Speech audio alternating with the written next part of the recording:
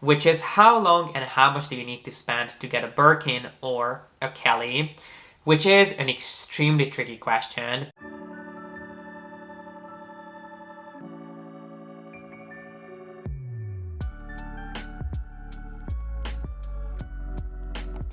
Hey guys, my name is G.P.S. and welcome back. A few weeks ago I asked you guys on my Instagram to send me any Hermes related questions that you may have, and today I'll try my best to answer as many of them as possible.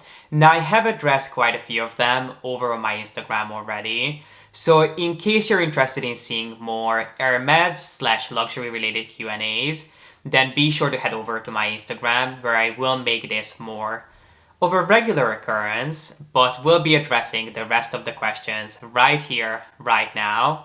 And some of the big topics that I got quite a few questions on were the Hermes special order experience, cleaning and caring for your bags at home, and of course tips and tricks on scoring your dream bag from the boutique, be it a Birkin or a Kelly. So if you want to chat about everything Hermes, then please keep on watching. Before we get into the questions, I just wanted to let you know that all of my answers will be based on my first-hand experience of enjoying, appreciating, and buying Hermes pieces for many years at this point. But I do not work for Hermes, I never have. So all of it is based on my first-hand experience and everything that I learned and picked up along the way from incredibly knowledgeable people on the brand, people who have worked for the brand for decades in some cases, who managed and directed boutiques, people that I had the pleasure of shopping with, who were kind enough to share their knowledge and their insight with me. So that's what my answers are based on. But without further ado, let's get into your questions. So I've pulled up every single question, and I think let's start at the beginning. And one of the first questions that I received is if I have any leather recommendations for Hermes newbies, and I for sure do.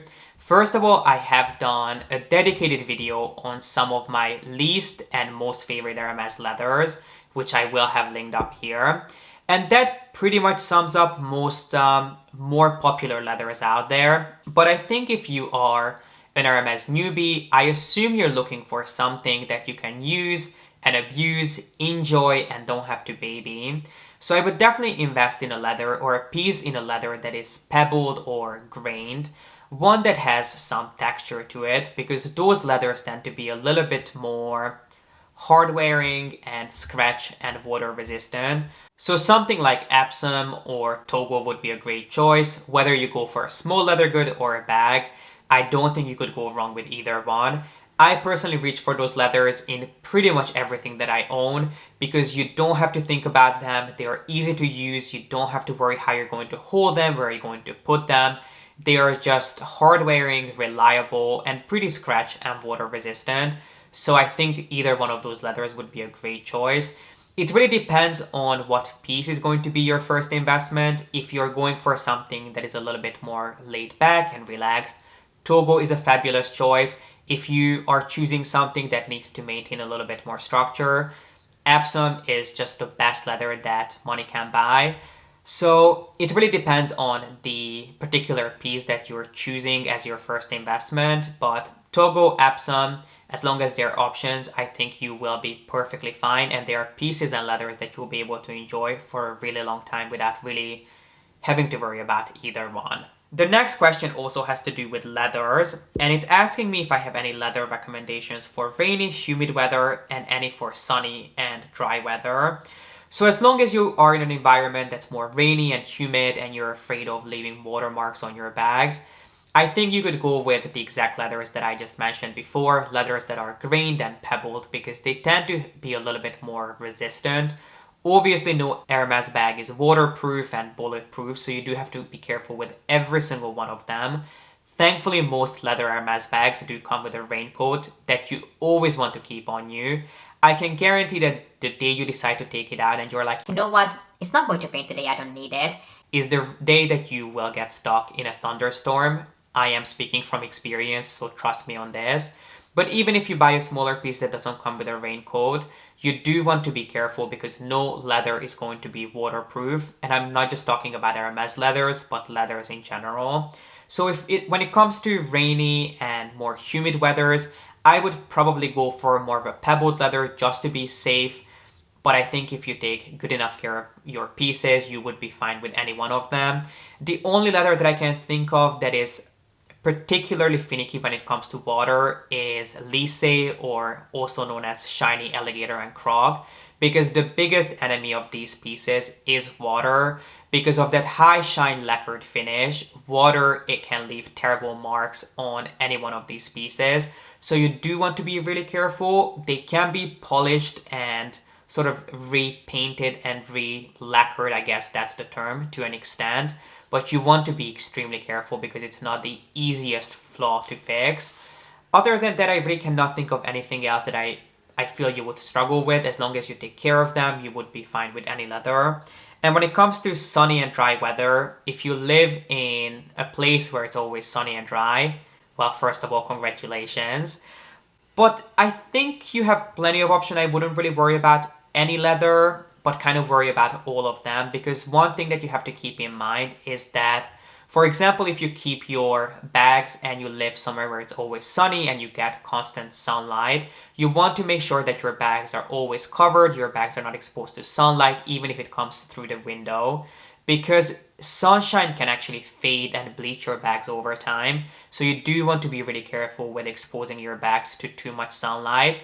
And you might be thinking that, oh, they are in my closet and they are in their dust bag, so I don't have to worry about that. But one thing that people often forget about is what they do with their bags when they are driving. So if you're someone who lives in a sunny climate and you drive everywhere, you want to make sure that you don't just keep your bag in the passenger seat every day, all day. You either want to make sure that you cover them up with something, or you just simply put them on the floor next to you. Because if your bag is on your passenger seat exposed to sunlight, even if it's only an hour or two each day, those hours do add up and you might start seeing some change in color over time. So it's just something else to keep in mind, but other than that, I don't think you'd have any issues with really any leather out there. Obviously, as long as you take reasonable care of your pieces, not just Hermes pieces, but any leather piece out there, I think you should be perfectly fine to go. I just got offered a special order. Congratulations. Please film a video about your special order experience. So I have done a dedicated video on my special order experience, which I will link up here, where I go very much into details about the process, how to get one, what a special order is, what the process looks like, what options you have. And long story short, I placed my special order back, I think it was either in 2018 or 2019. I kind of lost all reference of time, but I'm pretty sure it was 2019. I placed my special order in April, and you usually have 2 times to place a special order that you get to go to get invited to place a special order. It's usually once in the spring or in the fall, and I got to place my special order in April, and my bag really didn't take that long to be completed. I think I ended up getting it around November, so it took about 6 to 7 months, which is really speedy for Hermes. So I basically went into my appointment knowing exactly what I wanted to order. I was really committed to a design and a leather and a size. I knew I wanted to order a suede Birkin 35, and I knew that suede was an option, even though their leather selection and their leather options change each season. A friend of mine had placed her special order a couple weeks prior to me at a different store, so I asked her to keep an eye out for suede for me, and she was able to give me the heads up that suede was indeed an option for the year and the season I was placing my special order for.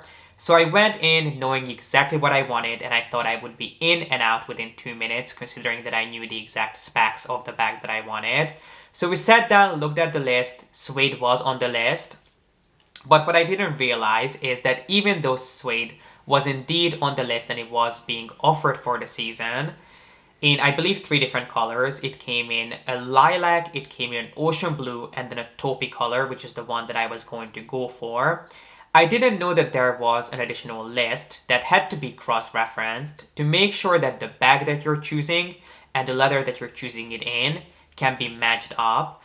And what we found out is that suede was, even though it was on the list of leathers being offered, it was only offered in a Constance. And while I do like the design of the Constance, I don't like it enough to place my first special order for it. So I was basically like, okay, I wanted this bag. This is the only bag that I have been thinking about because I knew that it was going to be an option. I just didn't know it was not going to be an option for the bag that I wanted. So what can I do now? And I immediately started thinking about what would be the next best thing. Because I feel when you are offered a special order, you almost feel like that you need to go crazy. You need to go all in and you cannot let this opportunity be wasted. You have to go for something out there, something one of a kind, something that no one else has and not many people have even seen.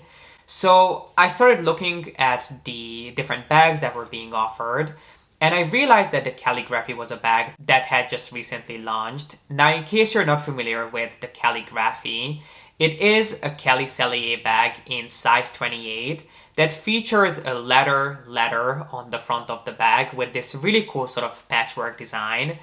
And I thought that it could be a nice bag. I just wasn't sure what letter to go for. Because what the store director told me, who was helping me throughout the process, is that when they were placing orders for this bag at the podium, because it was in production, so it was actually sold to clients, most store directors and store manager only ordered this bag in 3 different letters, in H, E, and R, obviously because those are the first 3 letters of Hermes. And they felt that most people would have wanted a bag that was closely associated with Hermes. So I thought to myself that it's perfect. I can go for a letter that is a little bit more special but has a meaning to me. So I ended up ordering a letter X, which the bag that I ordered, as I mentioned, arrived within 6 to 7 months. I went to pick it up. It was a huge surprise. I had no idea it was the bag waiting there for me. So when we unboxed it, I was completely shocked. The bag was absolutely stunning. When I saw that incredible patchwork design on the front, I was just completely taken aback because the craftsmanship, the way they can make the letter look so seamless on the front of the bag, almost looks like a piece of painting on the bag. But when you have a close look, you can actually see the difference in the different textures. So I ended up buying it, taking it home, and as soon as I got home, I opened it, looked at it, I was like, this is a stunning bag. Put it in my wardrobe and pretty much never reached for it again. Because even though it was a stunning bag, and every week I was like, you know what? This is the week that I'm going to take it out.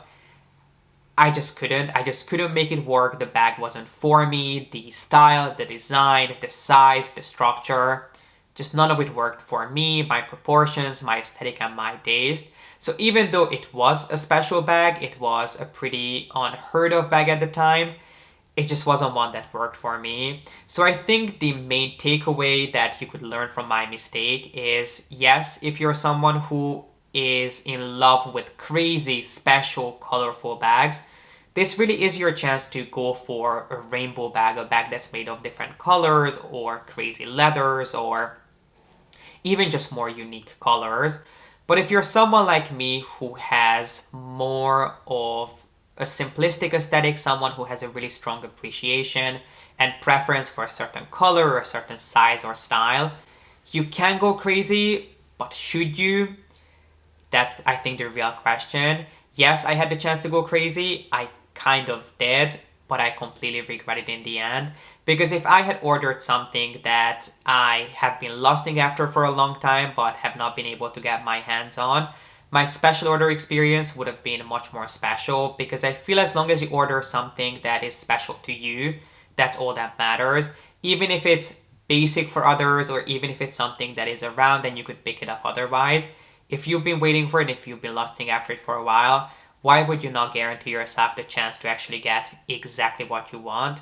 So I'm not saying don't experiment and don't go crazy, but I think I would just really make sure that you are going for something that you truly want, not something that you are told that you want. And I know you're not told by anyone, or at least I certainly wasn't, that I should go crazy, but I felt that I had to. And in the end, my special order experience was special for not really a good reason. Even though placing the order I absolutely loved, but unfortunately the bag itself didn't work out for me. So yes, you can go crazy, but should you? I think that's completely up to you. Any tips for leather care and cleaning? Yes. There are, I think, about 3 things that I can think of that you could do to your leather bags and leather pieces at home. First of all, the main thing that you can do is you can just wipe them off every once in a while after you use them or before you start using them with a simple, clean, dry microfiber cloth. I love using the microfiber cloth that comes with Chanel bags. I find them to be perfect because they're really soft and gentle. If you don't have any laying around, just use any microfiber cloth or soft towel that you would use for cleaning around your home. Just make sure that it is as clean and as dry as it possibly can be. You do not need any sort of balms or leather conditioner or leather shampoo.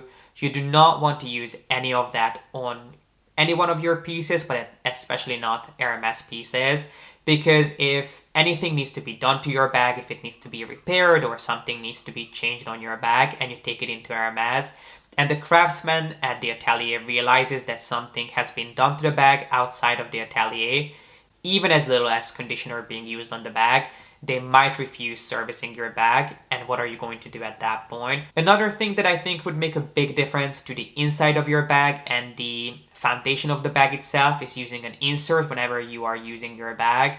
I have several videos talking about inserts and my thoughts on them, so I'll make sure to have them linked down below. But I do think that they make quite a big of a difference. But then the biggest difference that you can make, the thing that can really do wonders to your bags, is to make sure that you stuff them whenever you are not actually using the bag. Even if it's for a week, even if it's for a few days, make sure that when there is nothing inside of your bag, you actually stuff them. And you can use really whatever you have at home. Use clean towels, use clean t-shirts, just make sure that t-shirts don't have any prints or any sort of dye over them. You can use paper towels, bubble wraps, you can use really whatever you have at home that's really soft and it's not going to damage the leather from the inside. But I think the biggest telltale sign of a bag being older or aging is when it starts sagging. And the biggest thing that you can do to avoid it is to stuff it. It's really as simple as that. Obviously, you can put it inside of the dust bag, you can keep it in its box, that's completely up to you. I personally prefer to do all of those things. But the best thing that you can do is to stuff your bag and wipe it off every once in a while. You can add a little bit of a boost to the lifetime of your bag by using an insert, but I think as long as you stuff it and as long as you just use a clean microfiber cloth to clean it off, you will be perfectly fine to go. Now, obviously, if there is something larger that needs to be fixed or cleaned on the bag, I would just say take it into Hermes. You can drop off your bags at any Hermes store to have them serviced. If you are in the US and you live near the Madison Avenue boutique or the Beverly Hills store, both of those stores have a dedicated after-sales desk, and they used to also have on-site craftsmen. I'm not sure what's going on with that right now, just because of the current circumstances. If you're not nearby either one of them, you can drop them off at any Hermes store, and the people working there will know exactly what to do, whether they should send it to the domestic atelier if they have one, or if it should go back to the headquarters in France. And yes, it is going to be a lengthy process for you to get your bag back depending on what needs to be done. It is a little bit more expensive to have your bags cleaned by them. But you know what's more expensive than that? Buying a brand new bag if your bag gets ruined by a third-party company. So that's personally the only thing that I would feel comfortable recommending, and really the only thing that I would personally do. Yes, it's going to be a little bit more expensive and it might take just a little bit longer than taking it to a local leather spa, but I feel like it's worth the wait and it's worth the money if you are assured that your bag will come back in one beautiful piece. I had a few questions asking me about what would be my specification for an a la carte bag and what would be my dream Hermes bag. And obviously I have 2 bags currently on my wish list, which I talked about before. But I think if there is one bag that I would love to add to my collection that could be, I guess, called a dream bag, is something that I would most likely have to place a special order for, so they are one of the same thing. And I think a bag that I would love to add to my collection at one point remains to be a suede Birkin. Obviously, if I was offered a special order, I would 1000% try to place a special order for a suede Birkin. Ideally in black, although I have not seen black suede by Hermes in years and years and years at this point, so I don't even know if that is still around. I'm sure it will be back at one point, but even if it wasn't black, even if it was in ocean blue, or if it was in a taupey color, I would be perfectly fine with that. And then at this point, I do have a couple of plan Bs just because of what happened to me last time, which I'm not going to reveal in case I get to place a special order at one point. I want to keep it a surprise, but a suede Birkin is definitely something that I would love to add to my collection at one point. The next question is asking me if I like the new Birkin style and if I think that the removable pouch slash flap is practical. And I do actually quite like it. I think it's a pretty cool design. I love that Hermes is experimenting with one of their classic pieces, but they're taking it far enough that it is an innovation and they're not just going back into their archives to pull out something that they had done before. I love that. In case you're not familiar with this new Birkin that they are launching, it's basically a 3-in-1. It's a Birkin that comes with a removable flap that is also a pouch. So you can either use the Birkin as any Birkin out there with a flap. If you decide to remove that, you end up with a Birkin that is an open style tote and also a flap that has a pouch attached to it, which I think is a really cool design. I think it's a novelty piece. It's not one that I would personally hunt down, mainly because I've only seen it in size 30, and a Birkin 30 doesn't look great on me with my proportions. But if it was offered to me in a 35 in a color that I would consider, I don't see why I wouldn't take it. I think it would be a fun piece to have.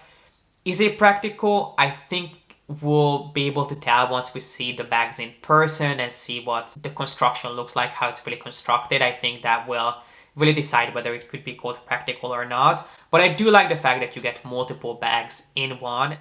What can you expect when your essay left? Do I have to start over expenses to get a bag offer? So I can actually speak to this because I experienced this just a few months ago. And in my experience, you do not have to restart your expenses as long as you are staying within the same country and you continue to shop at the same store.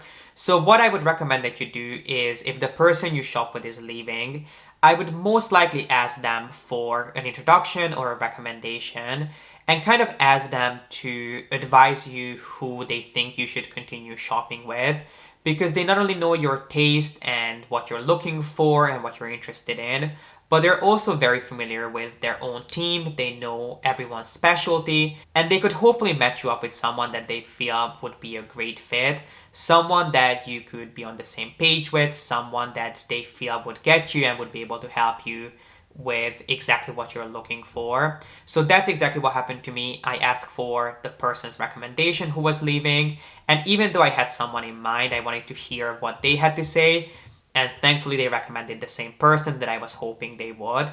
So I moved on to working with a new person, and it ended up being a godsend because the person I moved on to shopping with, I was immediately on the same page with. We immediately got each other and we have really similar taste. So I wouldn't worry about it too much. I know it can be sort of a sad experience if someone's leaving that you really enjoy working with, but sometimes it works out for the best. So I wouldn't worry about it too much, but that's the way I would approach it. As for their recommendation, see if they could advise who they think you should shop with, and maybe ask for that person's business card, or if it's not too much to ask, maybe even an introduction. I think that's the best way to approach it. And when it comes to expenses and building your profile, you wouldn't have to start from the beginning because you're staying at the same store. So the people who approve your bag release, who are the store director and store manager, will be familiar with your profile and who you are. Obviously, it will take a little bit of time for you to build a rapport with the new person that you're shopping with, considering that most of them will likely have an established clientele. So that might take a little bit of time, but when it comes to you rebuilding a purchase history and you proving that you should be taken seriously as a client, I really don't think it would be a big issue. As long as you're staying at the same store and within the same country, I don't think you would have any issues with that. What's the difference between the Garden Party TPM with strap and one without? I'm confused. Leather or canvas? So there are, I think, two Garden Parties that I can think of that do come with a shoulder strap. because the original garden party is a really simple structure, and even though it comes in a few different sizes and a couple of different variations, some being in leather and some being in canvas as you said, the only features to the original garden party are the top handles, the snap closure in the middle, and then the two snap closures around the two corners that you can use to either taper the bag or completely let it out and use it as an open style tote. And I believe all garden parties have a canvas lining or a silk lining. Now there are two garden parties that are inspired by the original range but are slightly different that do come with a shoulder strap. So they have one in size 36, which is similar to the original garden party, but it is slightly wider and taller. And that one does come with a shoulder strap, and it also has pockets all around the exterior of the bag, which makes it almost seem like a baby bag to me, which in case that's the aesthetic that you're looking for or you are looking for a baby bag, I think it would make an amazing one. And then the other one is a relatively new design called the Garden File, which is completely different in terms of proportions and shape from the original Garden Party. It is a much longer shape. It almost looks like an A4 sheet of paper, and I assume that's where the name comes from. That one also comes with a shoulder strap, but it's much more narrow, so that's really the main difference between the original Garden Parties and then the ones with a strap. And when it comes down to leather or canvas, I think is neither an option. I really wouldn't personally buy either one. But if Hermes was like, hey, would you like a garden party? We would give it to you for free. Do you want a canvas or do you want a leather one? I would probably go for leather because it looks less like a bag that you got from a grocery store. But I honestly wouldn't spend my money on either one. What do you think of Barenia? Do you own any product in Barenia? Happy Monday. Thank you, happy Sunday to you because this video will be going up on Sunday. So, Barenia. I pretty much don't like any heritage leathers across the board, Barenia being one of them. And the reason is that heritage leathers were created with the equestrian lifestyle in mind. These leathers were used at the very beginning of the inception of the brand when they were creating harnesses and saddles and equestrian essentials. And what they decided is to keep the traditions going. They would take these leathers and turn them into bags essentially, or make bags out of them. So these leathers were not developed with bags in mind. They were developed for different purposes. And I think that is extremely visible when you look at these bags. Most of them are extremely robust and heavy and hard wearing, but it doesn't mean that they look great as bags because most of them develop something called patina, which means that they change in color, they change in shape, they change in texture. Most of them you'll see signs of tear and wear immediately. They are pretty prone to scratches and marks, which I know some people find charming. I am not one of them. When I buy something, I want it to stay in good condition for as long as possible. I don't want it to start looking like a vintage piece after 2 months. So that's really just not my aesthetic. I know some people love it. I'm just not one of those people. But if I had to choose one heritage leather, thinking about all of them, probably Barenia would be the one that I personally opt for. It's still not my favorite, but I think that's the best out of the bunch. The fact that it drastically changes color relatively fast is not really appealing to me. But I do own a tiny bit of Barenia in my collection because I picked up the CDC picnic bracelet quite recently, which features the tiniest bit of Barenia leather on the front and then also has the lining of the bracelet. I personally don't mind it on such a small piece. Would I have gone for a different leather if I had other options? Yes, I probably would have, as long as there were other options in a similar or the same color. So I don't mind it on a small piece, but when it comes to a bag that is so much more expensive, I do want it to stay looking pristine for longer than just a couple of months. Wow, we have a lot more questions to go through. So what I think we should do is maybe do one more. I think we have time to do one more question. And then the rest of them I obviously have saved. So what I could do is I could do a part 2. So if you'd want to see a part 2 of this video, make sure to let me know. Maybe give this video a thumbs up if that's something you'd be excited to see. Or I could also just save these and then put them up onto my Instagram stories one at a time and answer them that way. Let me know which one you'd prefer. If you'd like to see a part 2, give this video a thumbs up so I know that I should work on that. If you'd rather see them on Instagram stories, just let me know in the comment section. I'd be happy to do either one depending on what you prefer. But I think as the last question we should do this one because there are quite a few people asking virtually the same thing, which is how long and how much do you need to spend to get a Birkin or a Kelly, which is an extremely tricky question because there isn't a set timeline or even a set budget that I could give you that you need to hit to qualify for getting a Birkin or a Kelly. It depends on your individual scenario. It depends on where you're shopping, when you're shopping, what you're requesting. Because first of all, Hermes' stock is known to be quite inconsistent. Their pieces are known to be arriving in ebb and flow, so it's really difficult to tell when you're getting what. Not to mention that it also depends on what you're requesting. So if you're asking for a small bag, something that is super hot right now, really difficult to get, like a mini Kelly or a Birkin 25, you'll most likely be waiting for a while. Whereas if you're asking for a larger bag, which is still in demand, we cannot say that there are Hermes bags that no one wants because that is not the case. But I assume much fewer people are asking for a bag like the Birkin 40, which means that you are competing against the smaller pool of people requesting this bag. So it's likely that you'll have to wait a little bit. You won't have to wait for as long as you would for a smaller, more popular bag of the moment. And then when it comes to the budget, there really isn't a budget that you need to hit, and I really wouldn't focus on how much you're spending, more like on what you're spending on.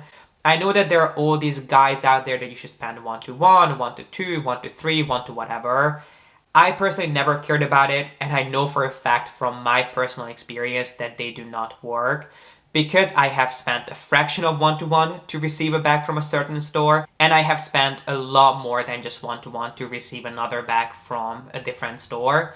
So I know for a fact that they don't work like that. I know that they can be guides in certain countries and you can use them, but you should not take them literally. So what I would recommend that you do, rather than outspending yourself and just thinking about stacking up receipts so you can show off that you spend this much money when it comes to asking for a bag, is that you try to explore as much of the brand as possible. Maybe pick up a pair of shoes, maybe pick up a piece of ready-to-wear, fine jewelry, home, small leather goods. Hermes creates pretty much everything under the sun, and they have so much more to offer than some beautiful bags that there really is a lot for you to explore.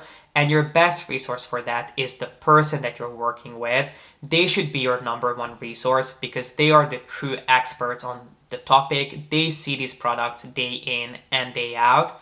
Not to mention the fact that they are the people who know your taste best. So they'll be able to guide you through the brand and give you the best recommendations of things that you might be interested in. And I know some people don't like recommendations because if they are recommending something, they feel forced. But I think there is a difference between being forced to buy something and then being guided and being recommended to explore something else. And I think forcing happens very, very rarely with Hermes. If it ever does, speak to the manager. But I personally love being recommended products because that's really the way of exploring the brand and learning more about it. And I love working with people and I enjoy hearing their insights and their recommendations. So I think that's really the right way of doing it, trying as much as you can. And then whenever it comes to receiving a bag or getting a bag offered, you can be assured that your profile demonstrates that you've given the brand plenty of try and you have explored as much of it as possible. And I wouldn't worry about, okay, I need to spend this much money or that much money, and that shouldn't be your main focus. Your main focus should be enjoying the brand, exploring everything that they have to offer, everything that you like. Obviously, don't force yourself to buy things that you don't like just for the sake of adding it to your profile, because in the end, you will just resent the brand. If there is nothing that you can possibly buy, if there is nothing you like, put in a request, see what happens.